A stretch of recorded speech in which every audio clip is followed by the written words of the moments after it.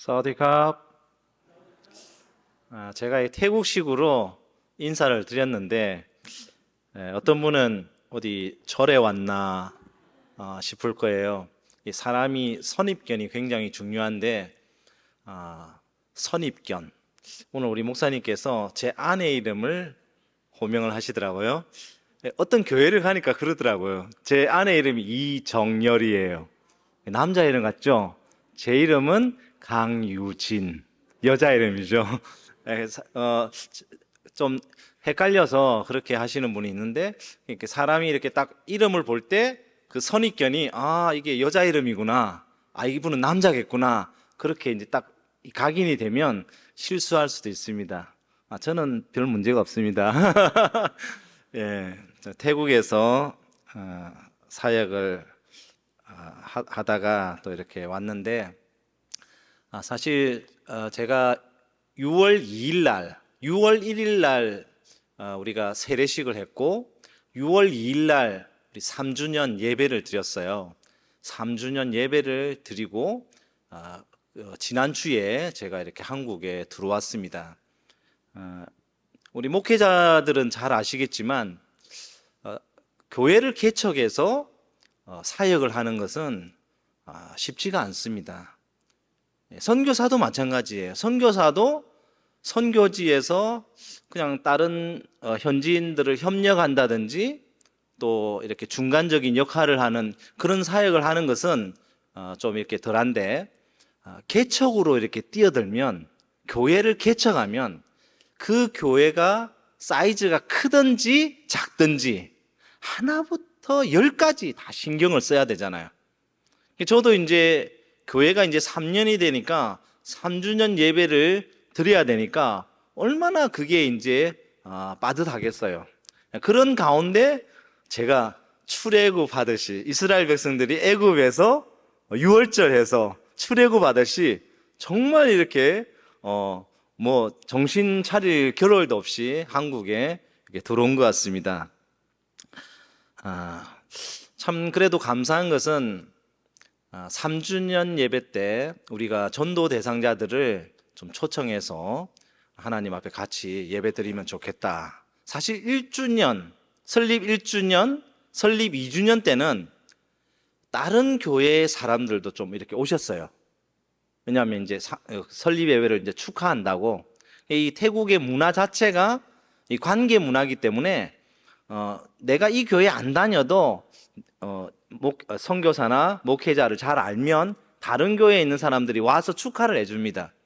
근데 이번 3주년은 다른 교회 다니시는 분은 오지 마십시오. 오신다고 하는 사람이 있더라고요. 그래서 오지 말라 그랬어요. 왜? 그분들은 이제 또 왔다가 이렇게 또 가셔야 되잖아요. 우리 교회에 계속 머물 수 있는 그런 분이 아니잖아요. 물론 축하는 해줄 수 있지만, 이번에는 우리 성도들한테 얘기를 해서 우리가 기도하면서 각 사람이 전도 대상자를 정해서 그 사람을 초청하자. 그랬는데 정말 이번 3주년 설립 기념 예배 때는 이 전도 대상자들이 많이 오셨어요. 참 이게 쉽지가 않은 일이거든요. 우리가 2주년 때까지는 정말 제 얼굴을 보시면 알겠지만 제 얼굴이 좀 까무잡잡하잖아요. 태국 사는 같이 생겼잖아요. 열심히 전도하러 다녔어요. 뭐 지금도 열심히 전도하지만은 열심히 전도하러 다니니까 그 태양이 얼마나 또 뜨겁습니까? 태국이 올해는 정말 뜨거웠어요. 올해는 정말 다른 연도에 비해 가지고 너무너무 뜨거웠는데 한 3개월 정도가 온도가 거의 한 정말 체감 온도가 한 40도. 3개월 동안 비가 안 왔어요. 비가 전혀 안 오고. 그러니까 남쪽이니까 더 뜨거운 거예요. 북쪽은 치앙마이, 치앙라이 이런 쪽은 그나마 좀 나은데 남쪽은 더 뜨거운 지역이 돼가지고 한 40도 정도 되니까 사람으로서 이렇게 감당하기가 참 쉽지가 않고, 태국인도 더위를 잘 참는데도 올해는 정말 너무너무 힘들다 할 정도로 그런 더위였습니다.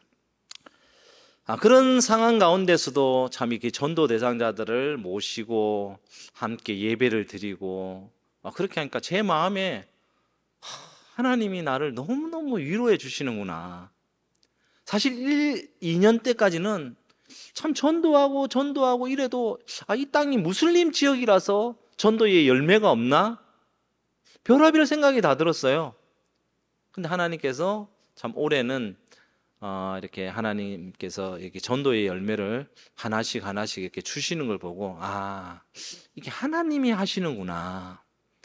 사람이 아무리 노력하고 해도 사람은 최선을 다할 뿐이지 하나님께서 열매를 주시지 않으면 아무것도 거둘 수가 없구나 하는 것을 제가 선교사 10년 차에 비로소 조금 깨닫게 되었습니다. 먼저 그 선교 동영상 짧게 만든 게 있는데 한번 선교 동영상을 먼저 보고 또 이렇게 말씀을 또 이렇게 같이 나누도록 하겠습니다.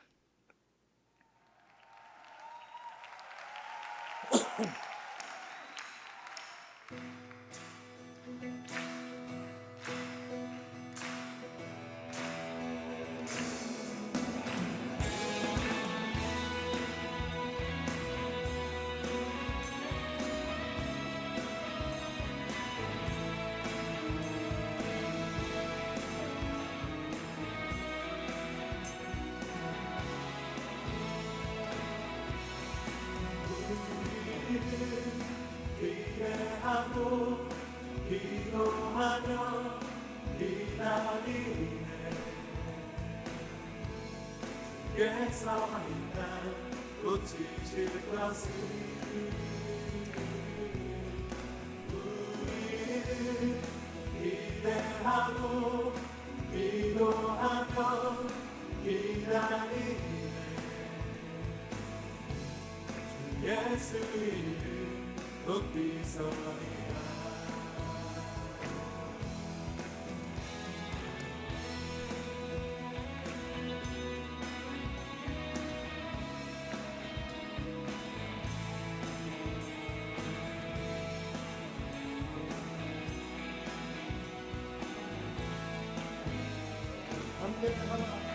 안내하라 감사하라 기뻐하라 송축하라 마귀보다 크신 하나님 그 약속을 지키시리라 그 약속을 지키시리라 우리는 기대하고 기도하며 기다리네 주께서 인간 고치실 것을 우리는 기대하고 기도하며 기다리네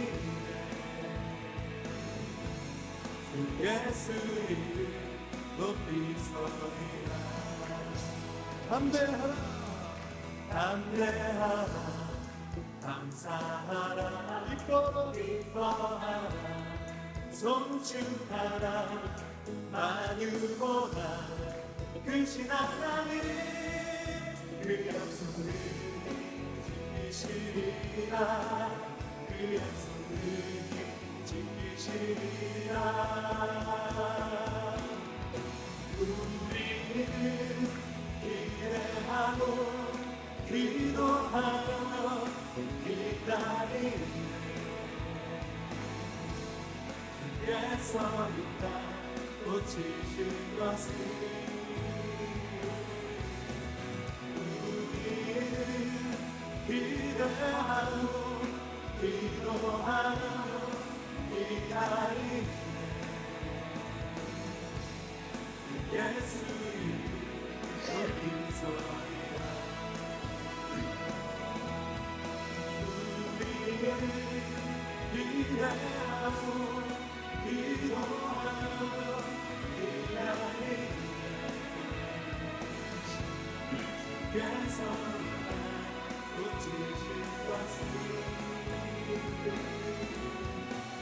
우리는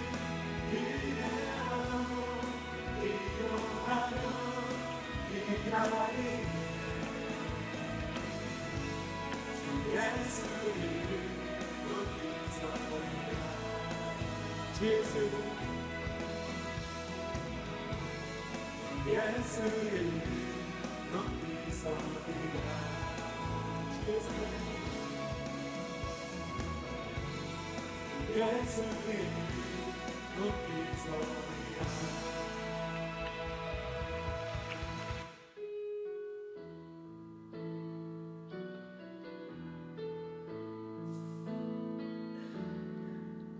ในการทรงเรียกขององค์พระเจ้านั้นพระองค์ไม่ทรงการพระทัยข้ายืนอยู่ตรงนี้ในที่แห่งนี้ก็ด้วยพระคุณของพระองค์ในการทรงเรียกขององค์พระเจ้านั้นไม่มีความผิดพลาดใดๆข้าเชื่อในความสัตย์ซื่อของพระเจ้าที่ทรงเรียกให้ข้าเข้ามา 네, 감사합니다. 영상을 보면 그 끄라비의 분위기가 영적으로 이렇게 그렇게 발달한 것 같이 보이지만 사실 이 끄라비 지역이 관광 지역입니다. 그래서 관광객들이 매년마다 계속적으로 늘고 있고 특히 한국 관광객들이 요즘은 굉장히 이렇게 많이 오는 그런 추세에 있습니다. 그래서 외형적으로 볼 때에는 굉장히 화려한 도시예요. 우리나라의 한 제주도 정도 되는 그런 풍경을 이렇게 가지고 있거든요. 그래서 많은 사람들, 전 세계에 많은 사람들이 이렇게 오는 그러한 도시이기 때문에 외형적으로는 아름답기도 하고 정말 가볼 만한 그러한 나라다라고 이렇게 생각이 되지만 실제적으로 이렇게 내면 속으로 이렇게 들어가 보면 영적으로는 골마 있는, 썩어 있는, 정말 냄새 나고 악취 나는 그런 지역이 바로 이 끄라비라고 하는 이 지역입니다. 대부분 교인들이 참 어려운 가정에서 이렇게 나오는 그런 교인들이 많아요. 그래서 우리가 개척을 시작하고 이제 식사를 이제 주일날 이렇게 준비를 할 때 성도님들 보고 이렇게 하나씩 이렇게 반찬을 만들어 와서 이제 밥은 교회에서 지어가지고 이제 정말 이렇게 가족처럼 그렇게 이제 먹고 있고 근데 이제 또 이제 어려운 분들이 많으니까 헌금을 이렇게 이제 매달 이렇게 계수를 해보면 월세도 이렇게 안 나오는 거예요. 11조 하는 가정은 저희 가정밖에 없고 다른 가정은 아직 훈련이 안 돼 있어 가지고 이게 헌금 교육도 좀 시켜야 되구나. 왜냐하면 헌금을 해야 그 가정이 그 당사자가 복을 받는데 정말 이렇게 목회자가 선교사가 그런 것을 잘 가르쳐야 되겠구나 하는 그런 생각도 이렇게 하게 되었습니다. 그래서 제가 이제 태국으로 돌아가면 좀 기본적인 그런 훈련들을 좀 더 이렇게 다지려고 그렇게 생각 중에 있습니다. 여러분 끄라비 하면 무슨 단어가 생각이 납니까? 끄라비 혹시 들어보셨어요? 들어보시기는? 뭐 혹시 TV에 이렇게 세계 여행 뭐 세계 기행 뭐 이런 것들 이렇게 TV에도 많이 나왔다 하더라고요. 선교하면 무슨 생각이 떠오르십니까? 정말 하나님의 마음을 우리가 그들에게 그 지역의 영혼들에게 전달하는 그런 사명, 그것이 우리가 선교의 사명이 아닌가 그렇게 생각이 됩니다. 제가 이제 선교 초기에는 교사 비자로 그 태국에서 지금도 학교 사역을 하고 있지만 한 7년 정도를 학교에서 한국어를 가르치면서 교사 생활을 그렇게 하고 있습니다. 그러면서 이제 청소년 사역이 또 너무 이렇게 중요하다고 생각이 되어져서 다니엘 청소년 센터를 열어서 거기에서도 한 7년 정도 사역을 그렇게 했어요. 그러다가 이제 IMF가 아니고 코로나가 이제 터지기 직전에 하나님께서 개척에 대한 그 마음을 주셨어요.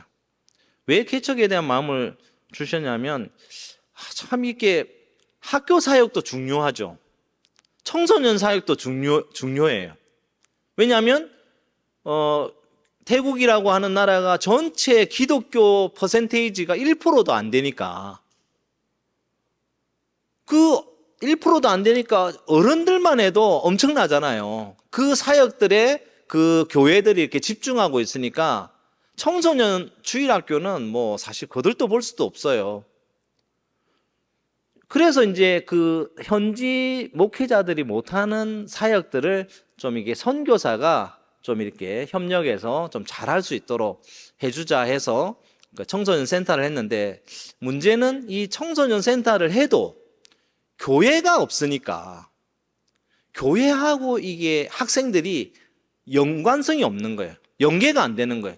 토요일 날까지는 실컷 청소년 센터에서 열심히 있다가 주일날 되면 교회를 가야 되는데 교회하고 이렇게 연결이 안 되는 거예요. 왜냐하면 제가 그 당시에 이제 현지 교회에 협력을 하면서 첫째 주는 이 교회 가고, 둘째 주는 저 교회 가고, 셋째 주는 저 교회, 그러니까 매주일마다 교회가 다르니까 그 학생들을 데리고 교회로 갈 수가 없는 거예요. 그러니까 이들은 15살, 17살 이렇게 되면서 교회를 한 번도 나가본 적이 없는데 청소년 센터에 왔어요. 와서 복음을 듣고 예수를 믿고 생애 처음으로 교회를 이제 저 따라서 이제 교회를 갔어요. 갔는데 문제는 그 다음 주에 계속적인 양육이 없으니까 이 아이들이 적응을 못하는 거예요. 그리고 교회로 연결이 안 되고. 그래서 하나님께서 청소년도 중요하긴 하지만 학교도 중요하긴 하지만 교회를 세워야 되지 않겠냐. 교회가 없는 지역이 너무나도 많은데 여기에 교회를 세워서 하나님의 나라를 확장해야 되지 않겠느냐.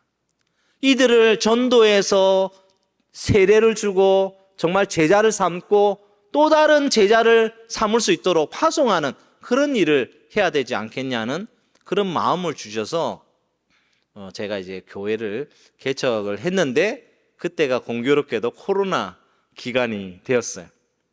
코로나 기간이라서 나라에서는 이게 여러 사람들 이렇게 모이지 못하게 하고 어떻게 하든지 분리시켜 놓으려고 하고, 그런 상황 가운데서도 하나님께서 또 그렇게 만나게 하시고 어떻게 하든지 몇 사람이라도 이렇게 모여서 예배 드리게 하시고 그렇게 명맥을 그렇게 유지를 해왔습니다.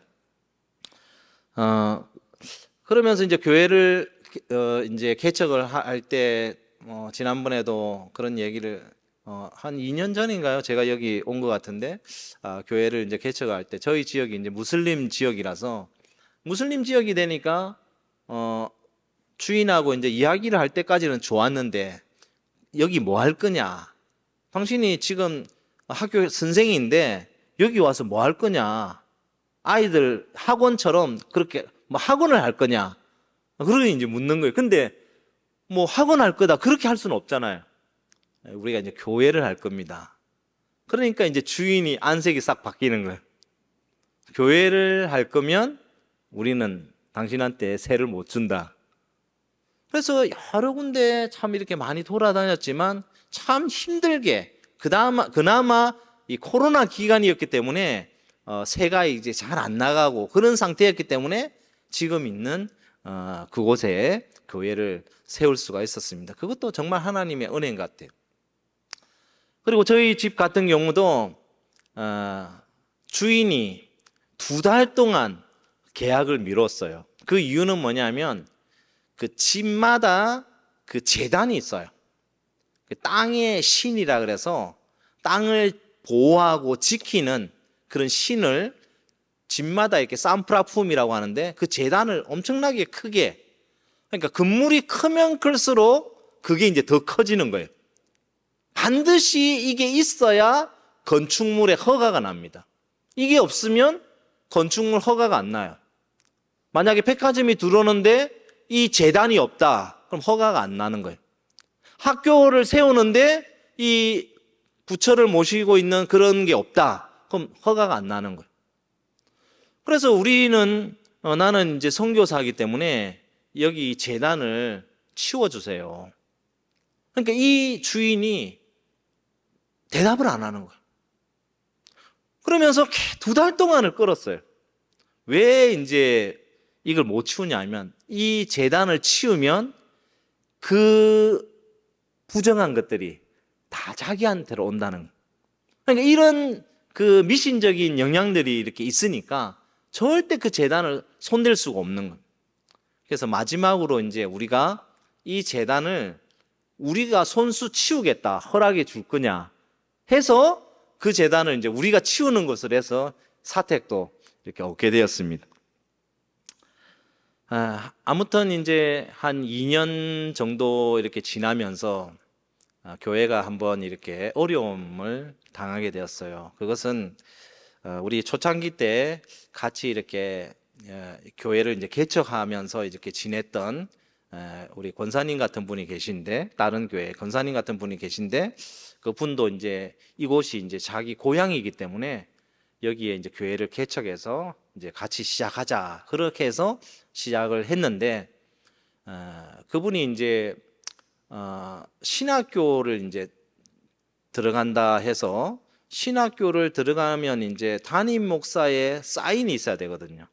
담임 목사가 이분은 신학교에 들어갈 수 있는 그런 뭐 자질이 되고 소양이 있습니다 하는, 이분은 우리 교회 교인입니다 하는 그 사인을 해주게 돼 있어요, 담임 목사가. 그런데 이분이 신학교를 들어가면서 저 사인을 받는 게 아니라 이전에 있던 교회 담임 목사님한테 사인을 받은 거예요. 그러고 신학교에 간다고 제출한 거예요. 제가 깜짝 놀랐죠. 왜냐하면 본인은 그 이전에 있던 교회에서 나와서 저희랑 같이 이 교회를 세워가기로 그렇게 다 이야기를 했고 이제까지 열심히 했는데, 그렇게 이제 나가니까 이제 다른 목사님한테 이제 사인을 받으니까, 그래서 이야기를 했습니다. 우리 권사님이 저희랑 같이 이 교회를 세워나가자고 하지 않았냐. 근데 왜 지금 와서는 저한테 사인을 받는 게 아니라 그 이전에 있던 그 목사님한테 사인을 받았냐. 그렇게 이제 해서 자초지종 이렇게 쭉 이렇게 이야기를 하다가 결국에는 두 교회 중에 한 교회를 택하십시오. 그래서 그 택하시면 저희는 기쁜 마음으로 우리 교회를 택하든지 아니면 이전에 있던 교회를 택하든지 기쁜 마음으로 저희가 허락해 드리겠습니다.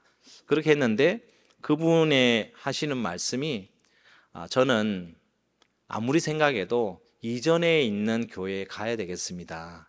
그 이유는 제 친구들이 거기에 다 있고 제가 죽으면 장례를 해줄 목사님도 거기에 계시고, 그러니까 제가 죽으면 자기 친구들이 다 거기에 있는 교인들이라는 말이에요. 그럼 뭐 이런저런 또 이유로 해가지고 결국은 그 교회로 가기로 했습니다. 그 교회로 가기로 했는데 또 우리 교회에 있던 성도님 이제 몇 분이 또 그분이 안 나오신다 그러니까 또 이제 교회를 이제 옮겨버리는. 그러면서 2년째 되니까 약간 이제 교회가 술렁이게 됐어요. 그래서 이제 저희들도 참 하나님께서 우리에게 또 이런 어려움을 주시면서 다시 한 번 더 힘을 내라고 하시는구나, 그런 생각을 가지고 그때부터는 우리가 수요일, 금요일 저녁 예배를 공식적으로 저녁 기도회를 했거든요. 근데 그것에 더해 가지고 우리가 이제 집에서 기도하지 말고 교회 가가지고 매일 7시에 교회 가가지고 1시간 동안 우리 부부 2사람만 계속 매일마다 그렇게 기도하자. 그래서 사실 어려움이 이렇게 생기니까 하나님께서 우리에게 기회를 주신다고 생각을 하고 기도를 하니까 그 2년 지나고 그분들이 이제 몇 분들이 이제 다 나가시고 난 이후에 다시 이렇게 시작을 하니까 하나님께서 전도한 사람들을 한 사람씩 이렇게 붙여주시더라. 기도에는 능력이 있는 줄 믿습니다.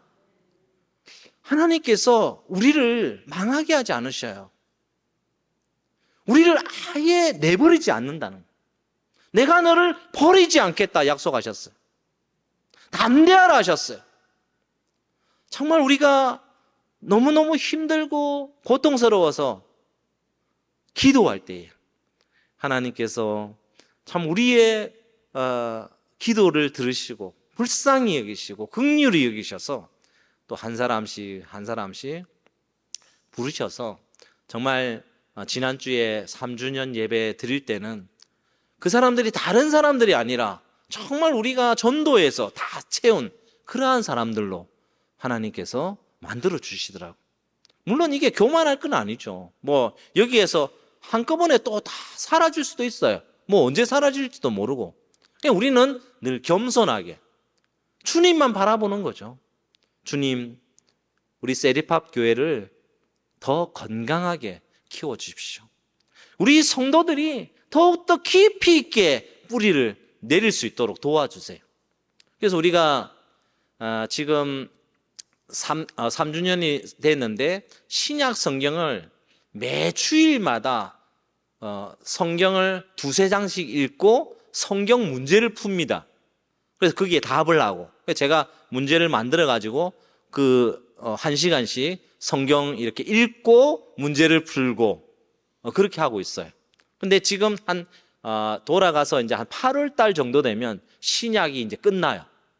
3년 만에 이제 신약을 이제 끝내는 거예요. 주일마다 이렇게 모여서 한 게 너무 감사하고 우리 성도들이 고백하기를 선교사님 참 이런 공부는 처음 해봅니다. 왜냐하면 자기들도 이제 다른 교회에서 이제 신앙생활을 좀 한 사람도 있거든요. 한 적이 없대요. 이런 것을 성경을 이렇게 읽고 성경 문제를 풀고 이렇게 자기의 생각을 발표하고 이런 적이 없다는 거죠. 그러니까 태국 교회가 너무 이렇게 견고하지 못한 거죠. 한마디로 이야기하면 우리나라 같으면 성경 공부 있고 또 제자 훈련 시키고 또 전도 특공대도 있어 전도도 나가고 또 때로는 단기 선교도 나가고 하면서 여러 아버지 학교, 어머니 학교, 뭐 어머니 기도회 하면서 여러 가지를 그것을 통하여서 이 내면을 깊이 있게 건실하게 이렇게 다듬는데 태국 교회는 그 이제 조금만 무슨 문제가 생기면 흔들려 넘어져 버리니까 인구가 7천만 명인데 지금 1%가 안 되니까 기독교인이 다 합쳐도 그나마 1% 되는 그 퍼센테이지 중에 다 어디에 있느냐? 다 저기 치앙마이, 치앙라이 그 북쪽에 다 있으니까. 그 다음에 이제 두 번째로 있는 데가 방콕, 수도 방콕 그쪽 주변. 남쪽은 뭐 거의 없다고 보시면 돼요. 0.2%, 0.3%밖에 안 되니까. 하여튼 하나님께서 또 저희들을 통해서 그렇게 일해 나가시는 그런 모습들을 볼 때에 참 감사하다. 내가 무엇이 간데 내게 은혜를 베풀어 주시고 이렇게 작은 교회지만 개척하게 하시고 개척교회를 했는데 현지인들이 뭐 사실 선교사가 뭐 이렇게 언어를 잘하면 얼마나 잘하겠어요. 그런데 그 현지인들이 선교사에게 말씀을 들으러 오고 그 말씀을 전하면 그거 그대로 받고 참 감사한 것은 그래도 우리 성도들이 마음밭이 좋은 것 같아요.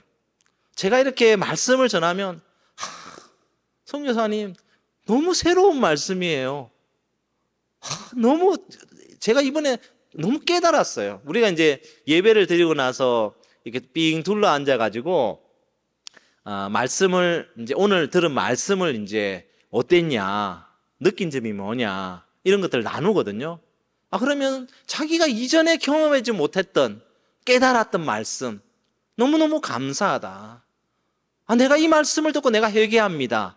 그런 고백들을 하고 그러면 이제 같이 또 기도하고 그렇게 하거든요.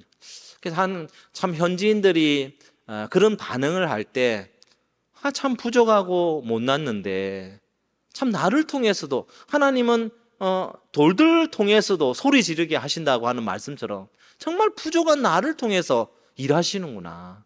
이것은 나의 잘남이 아니고 정말 하나님의 역사하심이구나 하는 것을 날마다 이렇게 고백을 하게 됩니다. 태국은 이렇게 간혹 이렇게 한국에서도 이렇게 뉴스를 이렇게 접해 보면 얼마 전에도 뭐 파타야에서 살인 사건이 일어났다고 이제 아마 그 뉴스에 또 보도가 나고 이제 그랬던 것 같은데, 태국이 이제 얼마 전에 마약을 합법화 이렇게 시켰죠. 그래서 이제 대마초를 어디에서는 이제 판매가 가능하고 각 가정에서도 그 대마초 이런 걸 키우는 것을 장려를 하고 있습니다. 그러다가 이제 그 외국에서 이제 자꾸 이렇게 제동을 걸고 하니까 요즘에는 조금 이제 그런 부분에 있어서 이거 마약 이것을 좀 제동을 걸어야 되는 거 아니냐 그런 이야기들 좀 이렇게 나오고 있어요. 하여튼 태국이 이게 대마초 이 마약에 대해서 너무 개방적이다 보니까 이게 문제가 상당히 좀 심각해지고 있습니다. 왜냐하면 학교에서 특히 이제 고등학생들 거의 이게 대마초 여기 마약류에 접하는 그런 학생들이 대다수예요. 그러니까 이 기독교인으로서 이 학교에서 이렇게 적응을 하기가 쉽지가 않은 거예요. 우리 성도님들 자녀 중에도 이 마약을 하는 자녀가 있습니다. 결혼을 했는데 그 부인은 또 뭘 하느냐? 마약을 또 판매하는 사람을 하네요. 같은 사람들끼리 모인다고 마약을 하는 사람, 마약을 또 판매하는 사람, 그렇게 이제 또 그렇게 하고, 그러니까 태국은 정말 이렇게 여러 가지 면에서 좀 어렵습니다. 그 마약하는 자녀는 또 결혼을 또 2번이나 했어요. 태국은 이 가정이 파괴된 가정이 굉장히 또 많습니다. 온전한 가정이 거의 없다고 보시면 돼요. 그런 상황 가운데서도 좀 그들을 가정을 올바로 세우는, 성경적으로 가정을 올바로 세우는 방법이 무엇인지를 선교사가 또 가르쳐 줘야 되고, 자녀들을 또 어떻게 양육을 해야 되는지 그것을 또 이렇게 가르쳐 줘야 돼요. 할 일이 너무 많은 것. 저도 아이들 이제 큰애 이제 결혼을 시키고 우리 이제 막내 이제 2명의 이제 아들 딸 더 있는데 3명의 이제 자녀가 있는데 둘이는 이제 대학 졸업해 가지고 이제 직장 다니고 있는데, 어릴 때는 부모하고 이제 같이 있으니까 신앙생활을 잘 했어요. 너무너무 순종적으로 잘 하더라고. 근데 이제 조금씩 커가니까 생각이 이렇게 바뀌나 봐요.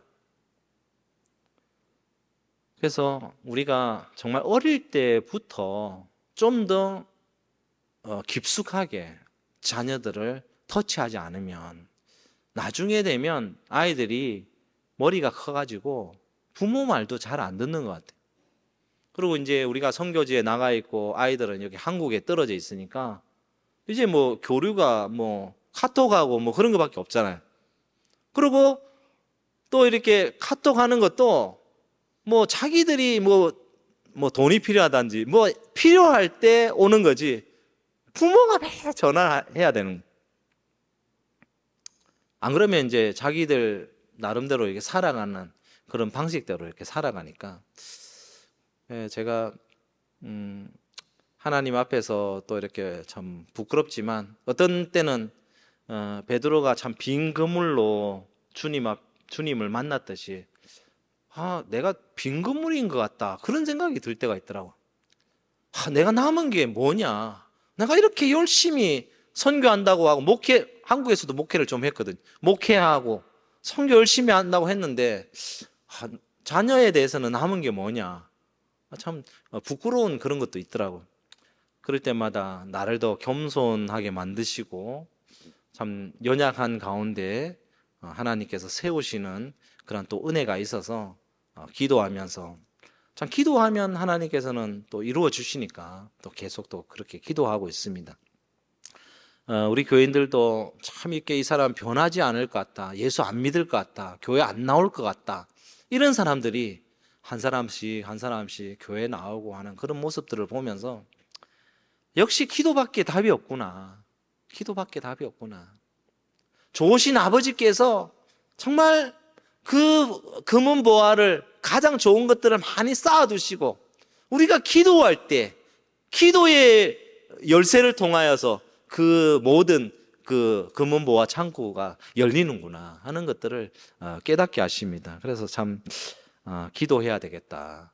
우리 성도님들도 가정을 위해서, 자녀들을 위해서, 교회를 위해서 기도하시지만 또 우리 선교지를 위해서도 생각날 때마다 기도해 주시기를 바랍니다. 아까 우리 영상에서도 잠깐 그런 것들 보았지만 우리가 토요일 날 여러 가지 문화 사역을 하고 있습니다. 뭐 피아노를 가르치든지, 뭐 영어를 가르치든지, 또 이렇게 기타나 드럼을 이렇게 가르치는데 그것은 복음의 통로예요, 통로. 왜 그걸 하냐면 지나가던 사람이나 아는 사람들이 그 자녀들이 그것을 배우려고 와요. 교회에 오라면 안 오죠. 왜냐면 무슬림이 교회에 오겠어요? 무슬림은 교회 안 오죠. 당연히 안 오죠. 그런데 그것을 통하여서 와요. 그래서 뭐 3주년 이거 사진에 자세히 보시면 이게 머리에 이렇게 모자 쓴 사람 있죠? 이슬람교. 그거 쓰고도 와요. 그래서 그런 것들이 조금은 효과가 있다. 그런 생각으로 또 우리가 토요일마다 아이들한테 그렇게 가르치고 있습니다. 그리고 참 한 가지 감사한 것은 지금 6월 달인 5월 마지막 제주, 5월 마지막 제주에 우리 학생회 모임을 시작했어요. 그래서 한 달에 한 번 제일 마지막 제주에 학생회 모임을 하고 그 다음 그 이제 주일날 제일 그 달 마지막 그 주일날 그 찬양단을 학생회에서 쓰기로 했어요. 얼마나 감사한지 그런 것들을 통해서 작은 거지만 하나씩 하나씩 우리 자녀들도 성장해 나가는 것을 보게 됩니다. 그리고 한 가지 더 기도 제목은 태국은 이 주일날도 이 학교에서 그 선생님이 나오라 그러면 나가야 되는 나라예요. 이 주일의 날이 아니죠. 주의 날을 모르니까 성탄절도 공휴일이 아니니까 태국은. 그러니까 참 이게 너무 어려워요. 그 중학교에서 고등학교 올라갈 때 물론 초등학교에서 중학교 올라갈 때도 시험을 쳐요. 여기는 태국은 다 시험을 쳐가지고 올라가는데 그 한 학년 올라갈 때마다 또 진급 시험이 또 있어요. 근데 그 시험을 언제 치냐? 주일날 쳐요. 우리 옛날에 국가고시, 검정고시 이런 걸 다 주일날 쳤잖아요. 우리나라도 그것처럼 주일날 치니까 그 부모들도 사실 이렇게 시험을 치고 이렇게 하는 거에 대해서 아니 시험 치는데 당연히 학교 가서 시험 쳐야 되지. 우리는 주일 성수를 정말 생명처럼 생각하는 사람인데 좀 사고가 이렇게 약간 이렇게 다른 거예요. 그래서 우리가 기도하고 있습니다. 하나님, 성탄절을 공휴일로 만들어 주세요. 이 태국도 불교의 나라지만 불교나 이슬람은 공휴일입니다. 마호메시 생일날 공휴일이에요. 불교도 마찬가지 석가모니 탄생일이 공휴일이고, 근데 기독교만 아니 유독. 그러니까 같은 종교의 자유가 있는 나라인데 왜 기독교는 성탄절이 공휴일이 아니냐 하면서 지금 우리가 계속적으로 이렇게 공무원들하고 이야기를 하고 있어요. 공휴일을 만들기 위해서. 그거 하나. 그 다음에 또 주일날 그 시험을 치지 않도록, 뭐 공무원 시험이든지 무슨 학교 시험이든지 뭐 마찬가지로 주일날 하지 않도록, 주일날 무슨 다른 행사를 하지 않도록 그렇게 기도하고 있습니다. 아마 우리가 또 기도하고 있으니까 언젠가는 우리나라처럼 또 주일날 그런 시험들이 다 폐지가 되고 토요일이나 아니면 다른 대체 그런 날로 그렇게 아마 바뀔 수 있을 거라 그렇게 믿습니다. 그리고 뭐 아까 이제 우리 목사님도 얘기했는데 제 아내가 이제 이 위 소화계통이 별로 이렇게 안 좋거든요. 그래도 한국에 오면 괜찮아요. 그게 아마 신경과민성 그런 쪽인 것 같은데, 끄라비 지역이 참 이 의료시설이 굉장히 열악합니다. 제가 얼마 전에 이가 너무 아파가지고 우리 지역에 있는 그 국립병원, 그래도 제일 큰 국립병원에 가서 이 이를 좀 치료해 주세요. 그렇게 이제 갔는데 그 의사가 하는 말이 우리 병원에는 그 기계가 없기 때문에 치료를 못 한다는.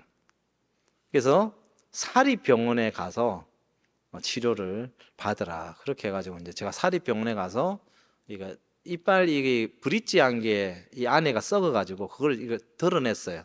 그거를 사립병원에 가서 드러내고 우리 한국 병원의 친구 의사한테 이야기하니까 그것만 드러내고 치료를 하고 이렇게 한국에 오면 덮어 씌우는 것은 바로 하겠다. 그렇게 이야기가 돼요. 왜냐하면 제가 여기 있는 한국에 머물 수 있는 시간이 얼마 없으니까 뭐 임플란트 이런 거는 생각을 못 하죠. 왜? 그거는 시간이 오래 걸려야지 이걸 할 수 있으니까. 그래서 이제 덮어 씌우는 것만 하기 위해서 태국에서 뭐 이렇게 뭐 썩은 거 이런 거 다 이렇게 뭐 그런 거는 다 치료를 하고 뭐 이빨 그런 것도 다 드러내고 이제 마무리 다 하고 이제 한국에 오면 덮어 씌우는 것만 하면 되도록 그렇게 해가지고 왔는데 이렇게 뭐 CT 촬영하는 거 이런 것도 뭐 MRI 촬영하는 거다 위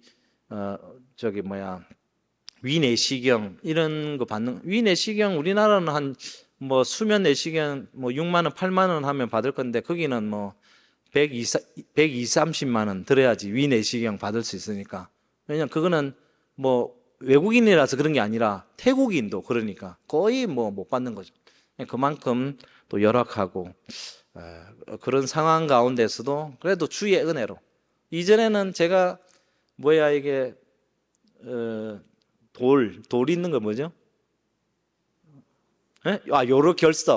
요로결석인데 병원에 가서 진단하는데 요로결석이라고 진단을 안 하고 뭐 다른 거로 진단을 약만 잔뜩 주더라고. 그랬는데 나중에 알고 보니까 그게 요로결석인 거예요.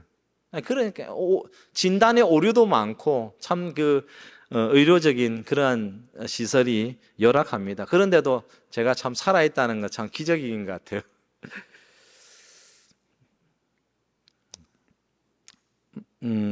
얼마 전부터 이제 우리 교인들 가정에 십자가를 달기 시작했습니다.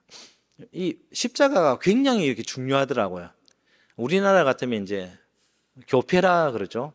이 가정은 교인의 집입니다. 뭐 이런 대강 교회의 성도의 집입니다. 이런 교회가 있는데 이 태국은 굉장히 신들이 많아요. 특히 저희 교회 근처에 있는 너아클렁의 이 절이나 이런 데는 다 코브라예요.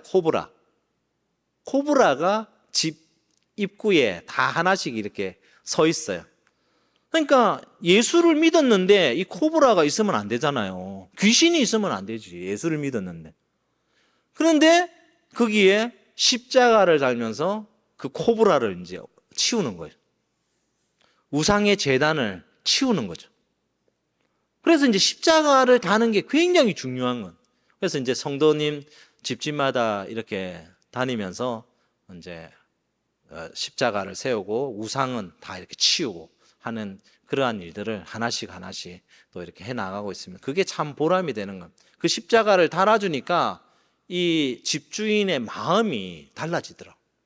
이 집은 하나님의 집이다. 그거를 다 이렇게 가지고 있더라고. 그 자녀들한테도 우리 집은 이 십자가가 달려있는 예수님이 주인된 집이야. 계속 그거를 강조를 하더라고요. 그래서 저는 너무 감사하고 또 이렇게 장사하는 식당하는 성도가 있는데 그 성도도 그 십자가를 딱 그 손님들이 다 보이는데 거기 십자가를 제일 잘 보이는데 거기 딱 해놓으니까 손님들이 지나다니면 이 사람은 교회 다니는 사람이구나. 물론 뭐 교회가 뭔지도 잘 모르지만 그래서 그런 일들 하면서 참 이렇게 보람이 있다 하는 그런 생각을 이렇게 하고 있습니다. 그리고 또 이 태국 교인들이 기독교인들이 조금 바뀌어야 할 그 하나는 우리나라 이렇게 주민등록 이 카드처럼 IC 카드라는 게 있어요. 태국 주민등록증. 거기에는 종교가 기록돼 있어요.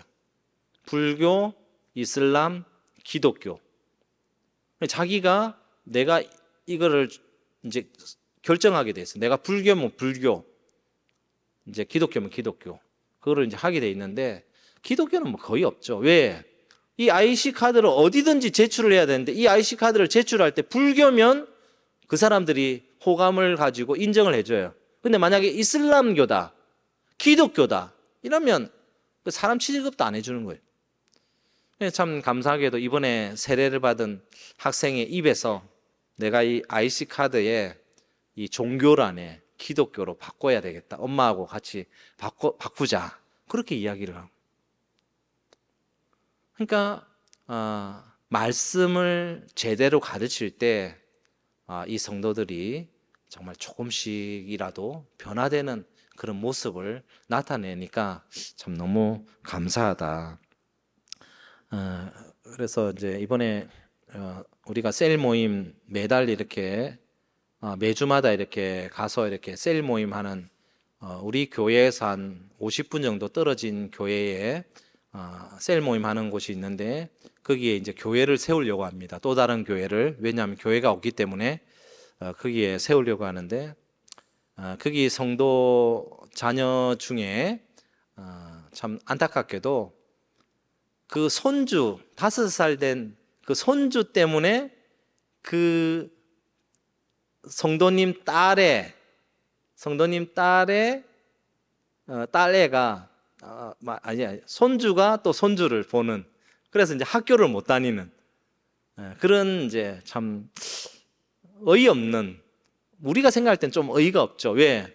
엄마가 장사를 하러 나가야 되기 때문에 그 동생을 자기가 봐야 되기 때문에 학교를 안 가는 게 너무 당연하다고 생각을 하니까, 우리로서는 아니 교육은 중학교도 의무 교육이고 한데 그럴 수가 있나? 그렇게 될 정도로. 근데 그 태국의 정서는, 시골의 정서는 그게 너무 당연한.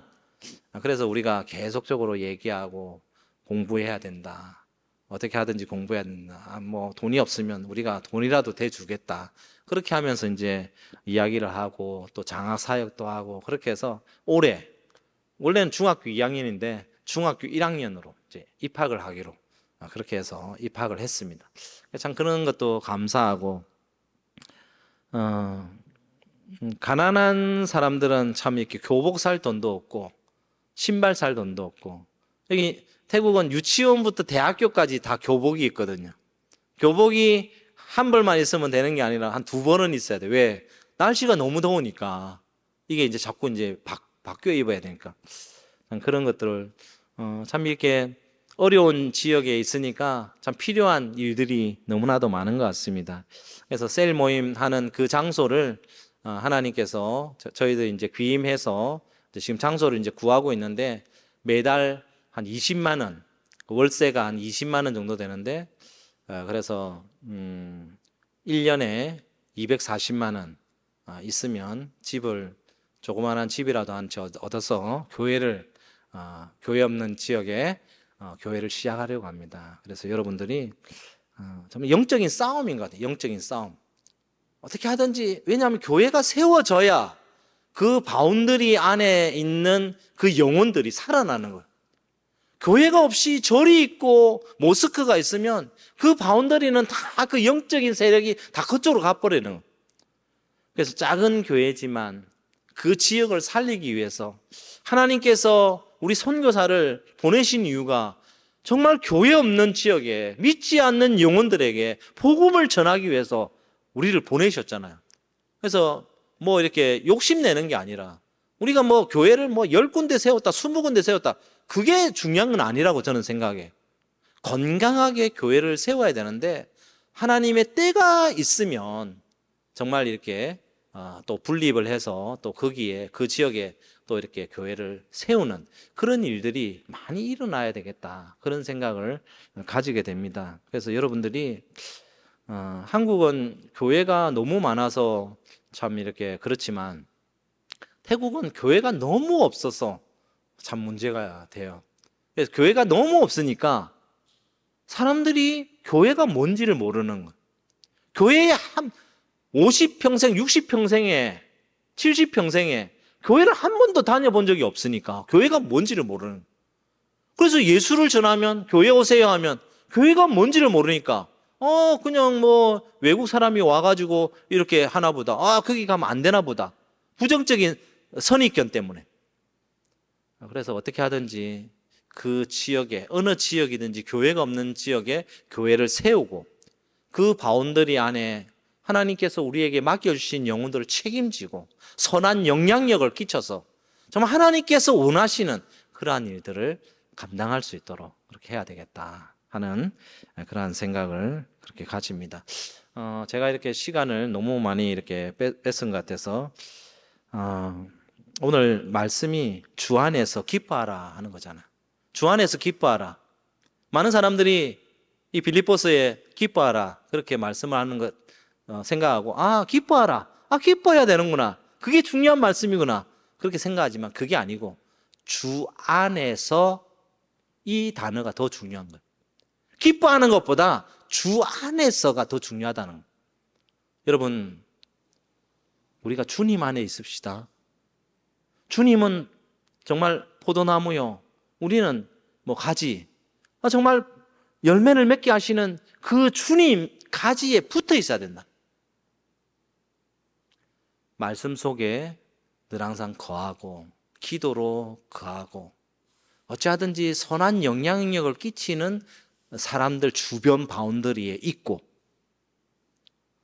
정말 이게 부모님이나 자녀들이나 그러한 여러 가지 문제가 있어도 정말 기도할 수 있는 그 사람들하고 같이 있을 때에 우리가 정말 주님께서 그 모든 문제를 해결해 주실 줄로 믿습니다.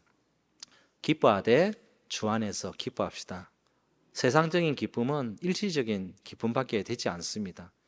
사도 바울이 감옥에 있었지만 기뻐할 수 있는 이유는 주님 안에 있었기 때문이에요. 제가 끄라비 지역에, 정말 남들이 가기 싫어하는 그 남부 지역에 우리 아이들 정말 여러분들이 생각하는 것 이상으로 정말 어렵게 살았어요. 왜냐하면 한국에 있으면 정말 이렇게 잘 이렇게 먹이고 뭐 이렇게 목회하고 이렇게 할 수도 있지만 그 아무도 가지 않는 그 지역에 가서 아이들 공부하고 대학까지 이렇게 간다고 하는 것이 정말 하나님의 은혜가 아니고서는 아니에요. 근데도 제가 기뻐할 수 있었어요. 우리 태국 아이들 장학금 줄 때 이야기했어요. 우리 아이들한테는 내가 등록금을 안 줬다. 근데 내가 너희들한테는 준다. 근데 우리 자녀들이 뭐라고 했는지 알아요? 아빠는 왜 이 선교지 아이들한테는 그렇게 잘해주면서 우리한테는 왜 그렇게 안 해주냐? 나중에 커서 이야기했어요. 근데 어려운 상황 가운데서도 내가 기뻐했어요. 그것은 뭐냐? 주님 안에 있었기 때문에. 여러분도 마찬가지입니다. 주님 안에 있을 때만 기뻐할 수 있어요. 여러분의 부모님이 치매에 걸려도 주님 안에 있을 때 기뻐할 수 있으면, 내 남편이 너무너무 힘들게 해도 주님 안에 있을 때 기뻐할 수 있어요. 우리 자녀가 문제를 일으켜도 주님 안에 있으면 해결책이 있다는 거예요. 그래서 오늘 다른 거 다 잊어버려도 주님 안에 있읍시다. 주님 안에. 주님 안에서 기뻐하면서 살아가는 것이 주님의 뜻이고 우리를 향한 하나님의 계획하심과 뜻입니다. 같이 한번 기도합시다. 살아계신 아버지 하나님, 참 부족합니다. 그럼에도 불구하고 이 자리에 서게 하시고 말씀을 전하게 하시고 선교 보고를 할 수 있도록 은혜 베풀어 주신 것을 감사합니다. 주께서 대강교회를 사랑하여 주시고 정말로 어떠한 형편이든지 주님 안에서 기뻐할 수 있는 교회가 되게 하시고 주님 안에서 참으로 이 교회가 건강하게 세워져 갈 수 있도록 주여 축복하여 주옵소서. 예수님의 이름으로 기도드리옵나이다. 아멘.